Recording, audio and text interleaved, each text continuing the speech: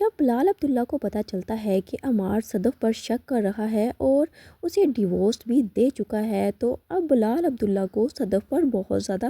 غصہ آتا ہے اور وہ صدف سے کہتا ہے کہ تم لوگوں کی تو لو میرج تھی نا، تم تو اس سے محبت کرتی تھی، تو پھر لو میرج میں یہ شک کا بیج کہاں سے آ گیا؟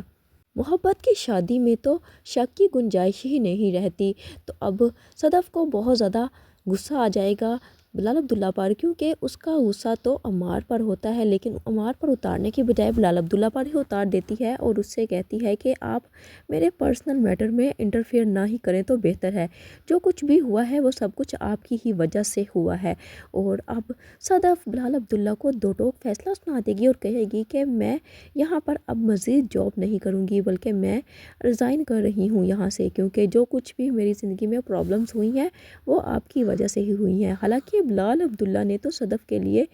کیا کچھ نہیں کیا تھا، لیکن بلال عبداللہ کے سارے احسانات کو صدف فراموش کر دیتی ہے۔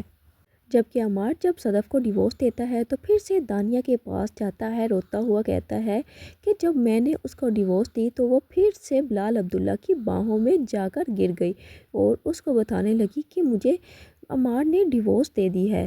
دانیہ جو کہ صدف اور عمار کی زندگی تو برباد کر ہی چکی ہوتی ہے اور اب وہ عمار سے بہت جلد شادی بھی کر لے گی، جبکہ بلال عبداللہ کو بہت زیادہ دکھ ہو رہا ہوتا ہے صدف کی باتوں کی وجہ سے، کیونکہ صدف نے بلال عبداللہ کو 1 منٹ میں ہی پرایا کر دیا تھا اور فوراً سے اس کے پاس ریزائن بھی کر دیا، اور بلال عبداللہ جس نے صدف سے سچی محبت کی تھی اس کی محبت کو پیروں تلے روند کر چلی گئی،